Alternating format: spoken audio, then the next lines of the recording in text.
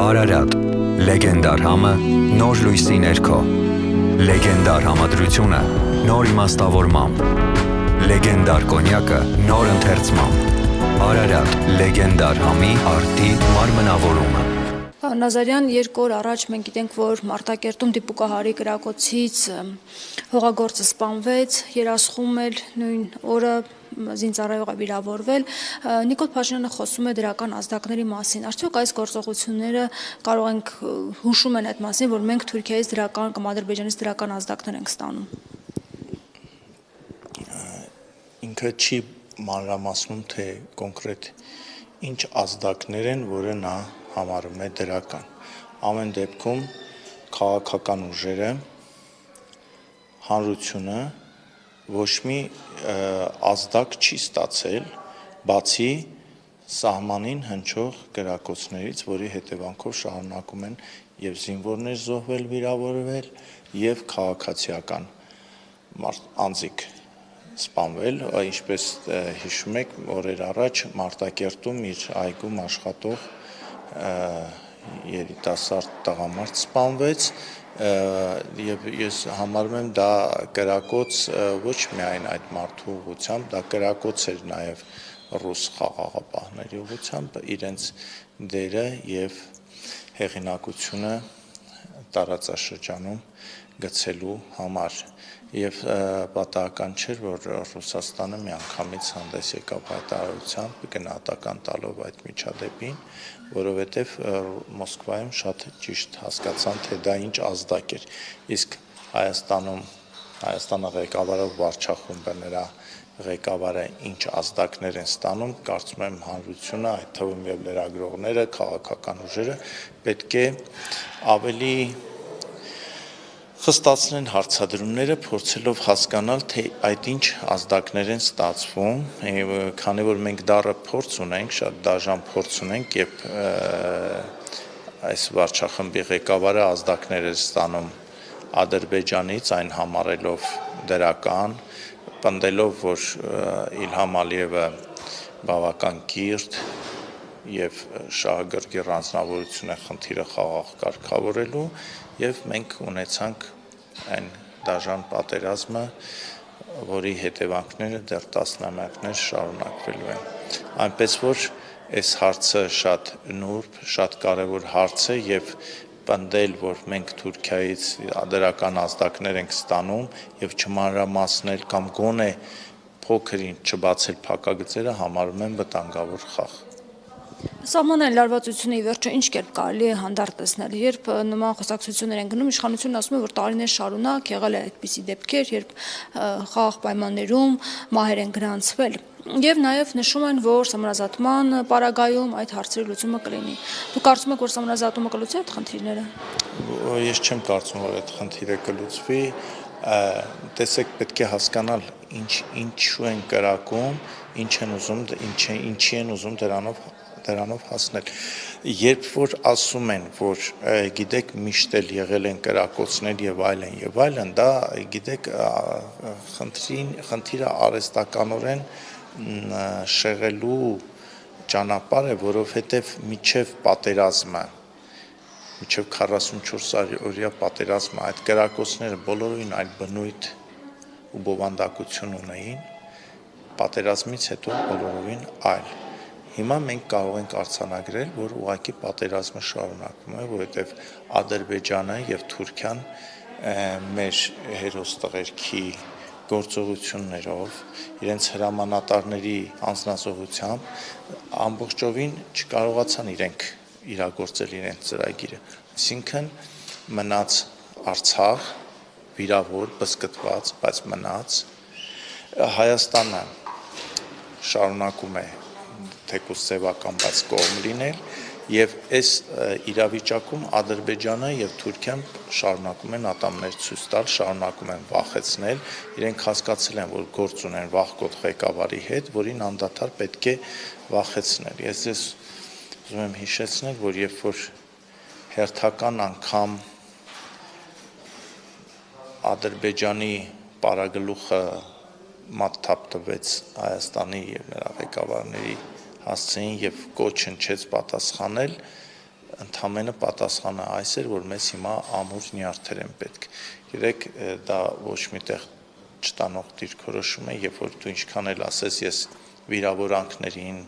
հարվածներին, ստորացումներին չեմ պատասխանում, ինչ է թե ցույց տամ ես ամուր նյարդեր ունեմ, թշնամին հակառակորդը այդպես դա չի դիտարկում, դա ասում է մենք լավ էլ թիրախավորել ենք, լավ էլ գտել ենք թույլ տեղը հայ ժողովրդի եւ Հայաստանի եւ շարունակելու ենք ճնշել այնքան, մինչեւ ստանանք մեր ուզածը, իսկ ինչ են իրենք ուզում ստանալ։ Ես ուզում եմ սա հատուկ կարևորել, որ մեր հանրությունը, մեր ժողովուրդը հասկանա ինչ է ուզում Թուրքիան եւ Ադրբեջանը մեզնից։ Մեզնից նրանք ուզում են կատարյալ կապիտուլյացիա, այսինքն ստորագրի փաստաթուղթ, որով ամրագրվում է, որ Արցախը դա Ադրբեջանի մի մասն է, որտեղ Արցախի սահման որպես այդպիսին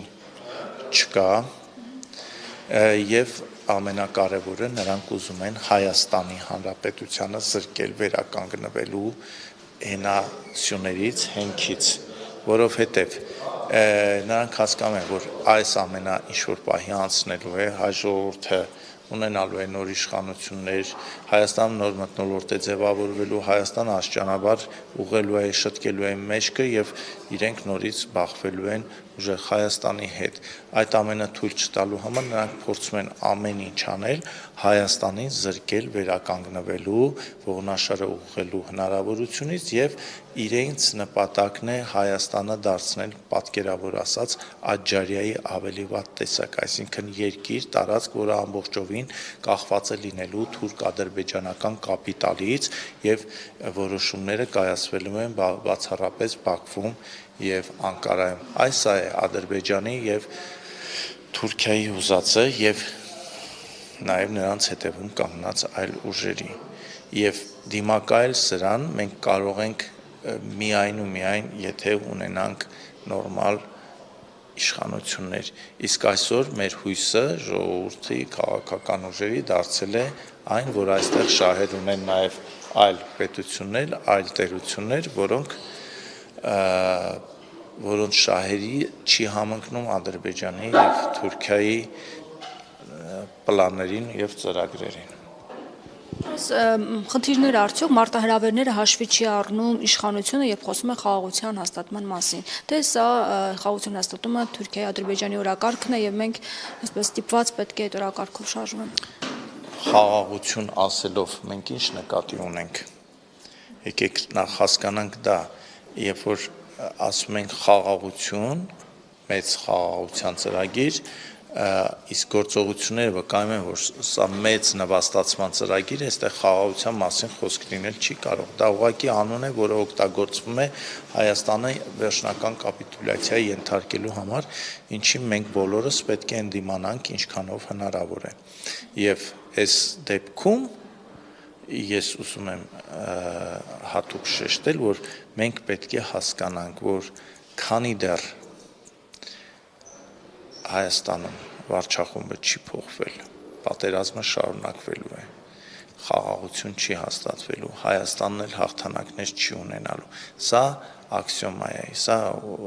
նույնիսկ պնդում չի, այսպես է, սա աշխարհը այսպիսին է, մարդը այսպիսին է, տիեզերքը այսպիսին է, պարտված ղեկավարող հաջողություն չես կարող ունենալ։ Քեզ նույնիսկ հարևան բարեկամ երկրները չեն կարող արդեն հարգել, քո դաշնակիցները չեն կարող լուրջ վերաբերվել, երբ որ դու չես կարողանում պատերազմից հետո հետևություններ անել։ Եվ ես համոզված եմ, որ այս գործընթացը Հայաստանի համար չի կարող լինել ձեռնտու, որովհետև նրանք, ովքեր այսօր ներկայացնում են Հայաստանը, բոլորովին այլ պատկերացումներ ունեն Հայաստանի եւ հայ ժողովրդի մասին, բոլորովին այլ ծրագրեր Հայաստանի եւ հայ ժողովրդի մասին։ Եվ մենք օրերս իմացանք, որ Հայաստանը բացել էր օդային տարածքը Բաքվից Ադրբեջան չվերթների համար, Քաղաքավիացիայի կոմիտեի նախագահն ասում է, որ դա միշտ բաց է եղել 44 օրյա պատերազմի ժամանակ չի թույլատրվել անվտանգության խնդիրներից ելնելով եւ նաեւ նշում էր, որ մենք տեղեկություն չունենք, թե ինչ է տեղափոխվում։ Սա ինչ վտանգներ է մեզ համար առաջ բերում եւ արդյոք սա հենց ճանապարհների ապաշրջափակման առաջին քայլն է արվում այս կերպ։ Կարելի է նաև ասել առաջին քայլը կամ նախաքայլը, չգիտեմ, ես դա ուղղակի խորհրդանշական թռիչք էր, որը ցույց տվեց, որ այսօր Թուրքիան ու Ադրբեջանն են թելադրողի դիրքերում եւ ինչ մեկնաբանություններ էլ որ լինեն, թե օդային տարածքը բաց է եղել, ուղղակի Ադրբեջանը չէր օգտվում, հայտնվեցին նաև այլ մեկնաբանություններ, որոնք ասում էին, որ դա հայկական կողմի նախաձեռնություններ, որը չէր թույլատրում ադրբեջանական կողմին թռիչքներ իրականացնել Հայաստանի տարածքով, բայց խնդիրը միայն այդ մի թռիչքը չի, խնդիրն այն է, ինչ է ուզում, ինչի է ձգտում այսօրվա վարչախումբը, նրա առաջնորդը, ինչը շատ վտանգավոր է Հայաստանի համար։ Նրանք չեն թաքցնում, որ իրենց ծրագրերը չի համընկնում հայ ժողովրդի եւ Հայաստանի, այսպես ասած, մասշտաբային շահերին, որովհետեւ նրանք ուզում են իրենց կարճաժամկետ խնդիրները լուծելու համար ինչ-որ փաստաթղթեր ստորագրեն եւ իրենց կարծիքով ամրանալ իշխանությանը, բայց այդ ամեն ինչը հարվածում է Հայաստանին եւ ընդ որում Հայաստանի երկարաժամկետ զարգացմանը։ Այս ամեն ինչը մենք պետք է հաշվի առնենք եւ շատ հարցերի պատասխաններ կարծում եմ մենք վաղը կստանանք, երբ որ Մոսկվայում կայանա Պուտին-Փաշինյան հանդիպումը եւ դրան հաջորդող հայտարարությունները կամ գուցե ճեպազրույցները մեզ ինչ-որ հուշումներ կանեն, թե հիմա ինչ գործընթաց է տեղի ունենում եւ ուր ենք հասել։